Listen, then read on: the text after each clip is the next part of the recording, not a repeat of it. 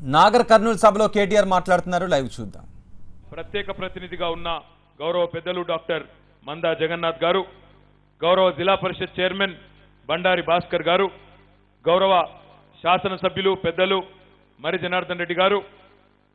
మీ శాసనసభ్యుడి పేరు చెప్పినప్పుడు మీరు ఎంతమంది ఎక్కువ సపోర్ట్లు కొడితే అంతమంది ఎక్కువ మంది వచ్చినారు అనుకోవాల్సి వస్తుంది. నేను గౌరవనీయులు మరి జనార్దన్ రెడ్డి గారు బాగానే వచ్చిండ్రు మేము నాగర్ కర్నూలు నుంచి. గౌరవనీయులు యువ నాయకులు సోదరులు అచ్చంపేట శాసనసభ్యులు గువ్వల బాలరాజు గారు. మీరు చీటింగ్ చేయొద్దా, కొట్టినోళ్ళే మల్లమల్ల కొడుతున్నారు, నేను చూస్తున్నా, డబల్ చీటింగ్ చేస్తున్నారు మీరు.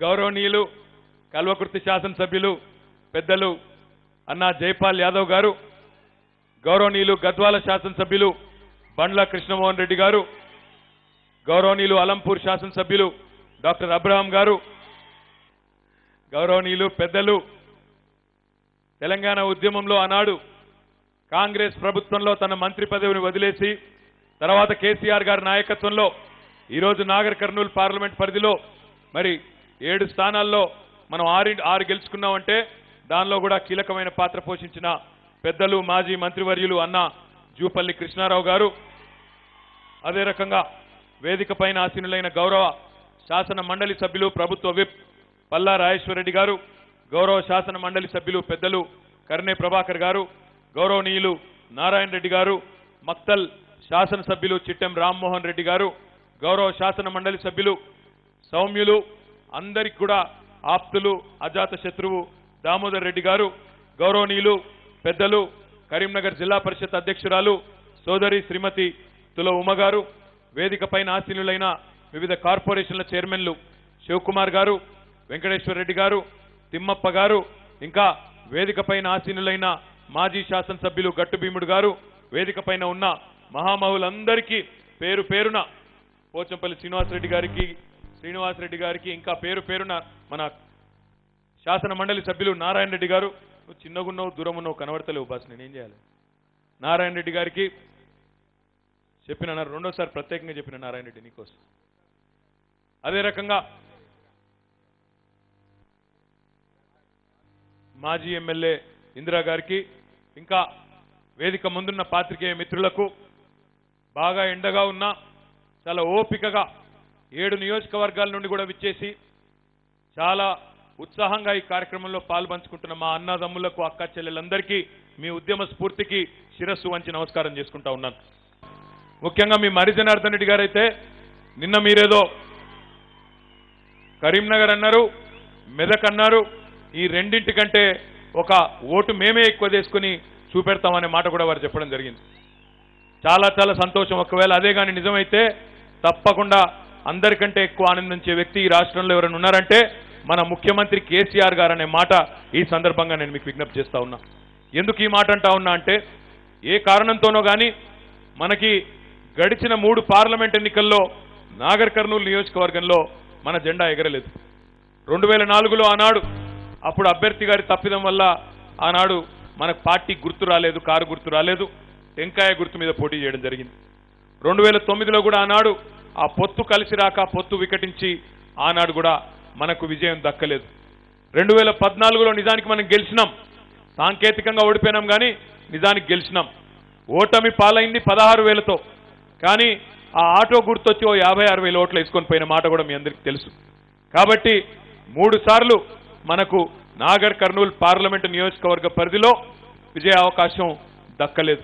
కానీ ఈసారి పూర్తి స్థాయిలో మీ అందరి మాటలు విన్న తర్వాత, మీ ఉత్సాహాన్ని చూసిన తర్వాత చాలా ఆత్మవిశ్వాసంతో కేసీఆర్ గారికి తప్పకుండా నాగర్ కర్నూలు పార్లమెంటు మీద గులాబీ జెండా ఎగరవేసి కానుకగా మీరిస్తారనే విశ్వాసం నాకు కూడా కుదిరిందనే మాట ఈ సందర్భంగా నేను మీకు విజ్ఞప్తి చేస్తా ఉన్నాను. ఎందుకంటే 1-2 కాదు, పరిపాలనా సంస్కరణల్లో భాగంగా రాష్ట్రంలోనే అత్యధికంగా ఒకే ఒక్క పార్లమెంటు నియోజకవర్గ పరిధిలో 3 జిల్లాలు ఏర్పాటు చేసుకున్న ఏకైక పార్లమెంటు నియోజకవర్గం నాగర్ కర్నూలు నియోజకవర్గం అనే మాటను నేను మీకు గుర్తు చేస్తా ఉన్నాను. నాగర్ కర్నూలు జిల్లా అయ్యింది, వనపర్తి జిల్లా అయ్యింది, అదే రకంగా నడిగడ్డ ప్రజల ఆకాంక్ష మేరకు గద్వాలు అలంపూర్ను కలుపుకొని జోగులాంబ గద్వాల జిల్లాను కూడా ఏర్పాటు చేసిన ఘనత మన నాయకుడు కేసీఆర్ గారికి దక్కిందనే మాట కూడా నేను మీకు విజ్ఞప్తి చేస్తా ఉన్నాను.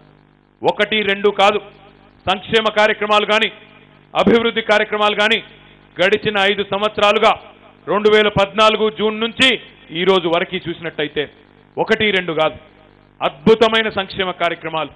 భారతదేశం మొత్తానికే కేసీఆర్ గారి ఆలోచన ఈరోజు దేశానికే ఆచరణగా మారింది అంటే అది అతిశయోక్తి కాదు అనే మాట కూడా నేను మీకు విజ్ఞప్తి చేస్తా ఉన్నాను. ఈ మాట ఎందుకంటా ఉన్నా అంటే కేసీఆర్ గారి మదిలో ఇదివరకు వక్తలు చెప్పినట్టు 15 మంది ప్రధానమంత్రులు పనిచేసినా, 10ల సంఖ్యలో ముఖ్యమంత్రులు పనిచేసినా అందరూ రైతు గురించి పెద్ద పెద్ద మాటలు చెప్పిన వాళ్ళే తప్ప, పచ్చడి తలపాగా చుట్టిన వాళ్ళే తప్ప ఆచరణలో మాత్రం గొప్ప పనులంటూ ఏమీ జరగలేదు. కానీ కేసీఆర్ గారు మన నాయకుడు తాను స్వయంగా రైతు కావడం, ఒక మధ్య జన్మించడం, చిన్నప్పటి నుంచి తెలంగాణ రైతుల కష్టాలను కల్లారా చూసిన వ్యక్తిగా రైతులు కోరుకునే ముఖ్యమైన కొన్ని కార్యక్రమాలకు శ్రీకారం చుట్టడమే కాకుండా విప్లవాత్మకమైన కార్యక్రమాలు, 2వ హరిత విప్లవానికి తెలంగాణలోనే నాంది పడే విధంగా రైతు బంధు లాంటి కార్యక్రమాన్ని తెచ్చిన నాయకుడు మన నాయకుడు కేసీఆర్ గారు అనే మాట నేను మీకు గుర్తు చేస్తా ఉన్నాను. ఈరోజు మన నాయకుడి ఆలోచన, మనను రోజు విమర్శించే ప్రత్యర్థి పార్టీలు, మన గురించి అవాకులు చెవాకులు పేలే ప్రతిపక్ష నాయకులు, వాళ్లకు కూడా అనివార్యంగా మన నాయకుడి ఆలోచనను అమలు చేయక తప్పని పరిస్థితి వచ్చిందనే మాట నేను మీకు గుర్తు చేస్తా ఉన్నా. ఒకనాడు ఉమ్మడి ఆంధ్రప్రదేశ్ రాష్ట్రానికి ముఖ్యమంత్రిగా గౌరవనీయులు చంద్రబాబు నాయుడు గారు ఆనాడు పాలమూరు జిల్లాను దత్తత తీసుకున్నాననే మాట ఆనాడు ముఖ్యమంత్రిగా చెప్పిన విషయాన్ని నేను మీకు గుర్తు చేస్తా ఉన్నా. అదే సందర్భంలో చంద్రబాబు నాయుడు గారు ముఖ్యమంత్రిగా ఆనాడు వ్యవసాయం దండుగా అన్న ఏకైక ముఖ్యమంత్రి బహుశా భారతదేశంలో ఉంటే చంద్రబాబు నాయుడు గారే అయి ఉంటారు.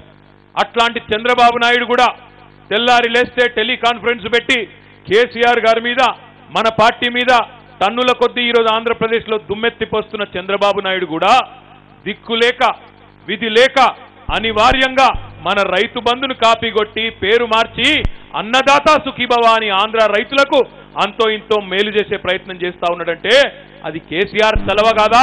ఒక్కసారి ఆలోచించాలని చెప్పి నేను కోరుతా ఉన్నా.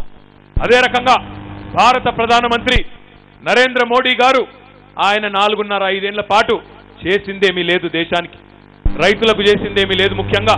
కానీ చివరిలో మన పథకం యొక్క విజయవంతం కావడాన్ని గమనించి, మన పథకం అద్భుతంగా ఆదరణ పొందడాన్ని గమనించిన తర్వాత ఈరోజు పథకం పేరు మార్చి, రైతు బంధు పేరు మార్చి ఆయన పేరు తొలగించుకొని పిఎం కిసాన్ అనే పేరుతో ఈరోజు దేశవ్యాప్తంగా కోట్లాది మంది ప్రజలకు అంతో ఇంతో సహాయం చేసే ప్రయత్నం చేస్తా ఉన్నాడంటే కేసీఆర్ గారి ఆలోచన దేశానికి ఆచరణ అయ్యిందా లేదా ఒక్కసారి మీరు ఆలోచించాలని చెప్పి నేను కోరుతా ఉన్నా.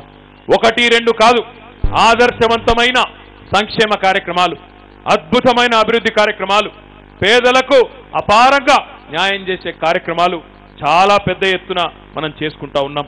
ఒక నాగర్ కర్నూల్ పార్లమెంటు నియోజకవర్గ పరిధిలోకే వస్తే రైతు బంధు పథకం కింద మొత్తం తెలంగాణలో ఏ పార్లమెంట్లో లేని విధంగా ఒక రైతు బంధు కింద నాగర్ కర్నూల్ పార్లమెంటు నియోజకవర్గ పరిధిలో 4,98,637 మంది రైతుల కంటే 5 లక్షల రైతు కుటుంబాలకు రైతు బంధు ద్వారా పెట్టుబడి సహాయాన్ని ఇస్తున్న నాయకుడు కేసీఆర్ గారా కాదా ఆలోచించమని చెప్పి నేను మీకు విజ్ఞప్తి చేస్తా ఉన్నాను.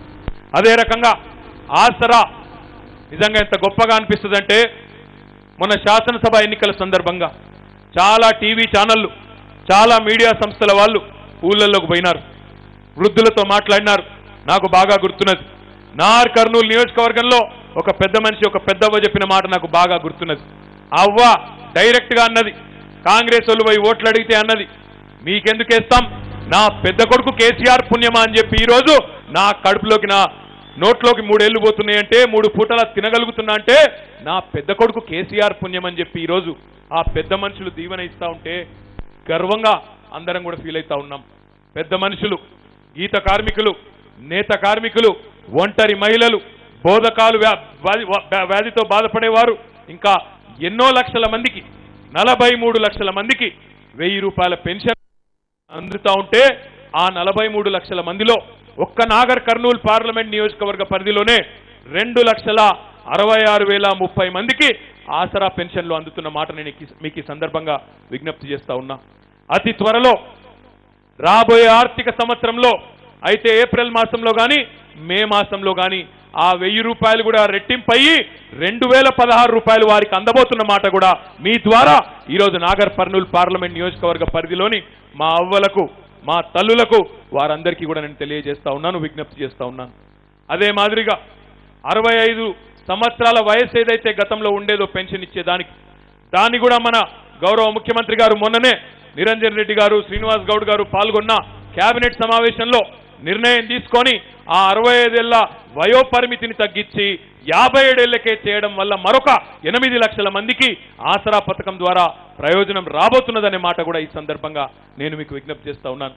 దాంతో పాటు ఈరోజు పేదింటి ఆడబిడ్డల పెళ్లికి వారు ఎలాంటి ప్రయాసపడకుండా, ఆ కుటుంబాలు ఆయాసపడకుండా కళ్యాణ లక్ష్మి, షాదీ ముబారక్ లాంటి అద్భుతమైన కార్యక్రమాల ద్వారా ఒక్క మన నాగర్ కర్నూలు పార్లమెంట్ పరిధిలోనే 24,254 మంది పేదింటి ఆడ కూతుర్లకు ఒక మేనమామలాగా ఈరోజు 1,116 రూపాయలు ఆ పేదింటి ఆడపడుచులకు కానుకగా ఇచ్చిన నాయకుడు మన కేసీఆర్ గారు కాదా అని నేను అడుగుతా ఉన్నా. ఇదే పథకాన్ని చూసి కాపీ కొట్టి పక్క రాష్ట్ర ముఖ్యమంత్రి అదే పేరు పెట్టే ముఖం లేక పసుపు కుంకుమ అనే పేరుతో ఈరోజు అక్కడ కూడా అమలు చేస్తున్న విషయం వాస్తవం కాదా అని నేను అడుగుతా ఉన్నా.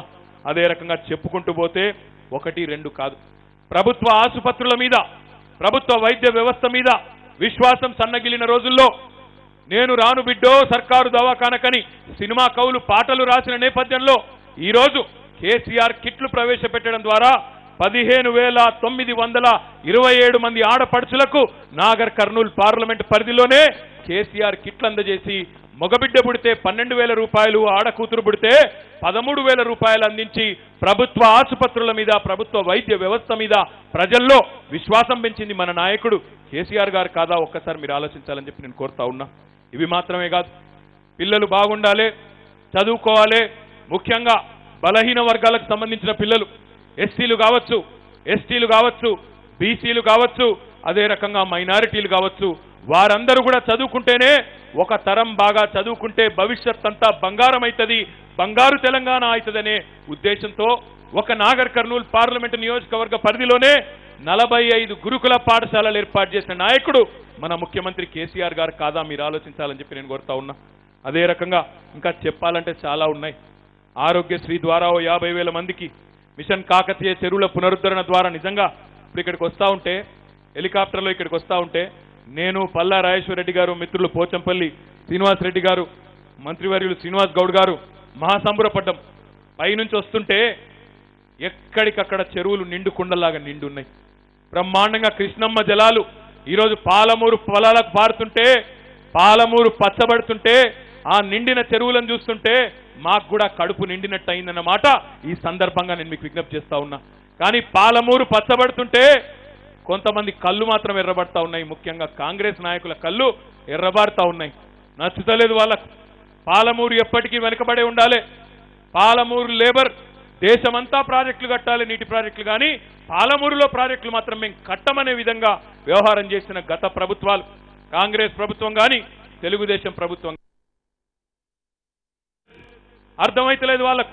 మేము 30 ఏళ్ళు 1984లో ఆలోచన చేసి, 91లో సర్వే చేసి, 2003లో కల్వకుర్తి లిఫ్ట్ ఇరిగేషన్ కార్యక్రమానికి మేము శ్రీకారం చుడితే ఈ కేసీఆర్ వచ్చి 3 ఏళ్లలోనే ఏదుల రిజర్వాయర్ కడితే మా పరిస్థితి ఏందనే బాధ ఈరోజు కాంగ్రెస్ నాయకులకు, తెలుగుదేశం నాయకులకు నిద్ర పట్టకుండా చేస్తున్నదనే మాట ఈ సందర్భంగా నేను మీకు విజ్ఞప్తి చేస్తా ఉన్నా.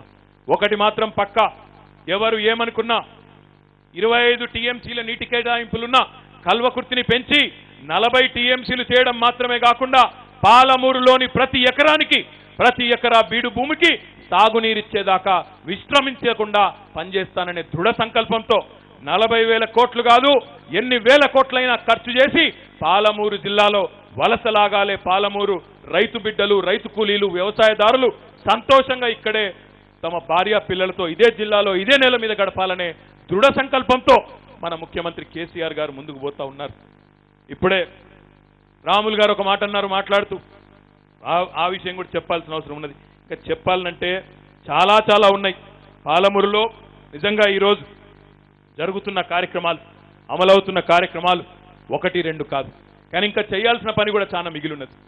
కొంతమంది నిన్న మొన్న మీరు చూసే ఉంటారు, మనమేమో పార్లమెంటు నియోజకవర్గాల సన్నాహక సమావేశాలు పెట్టి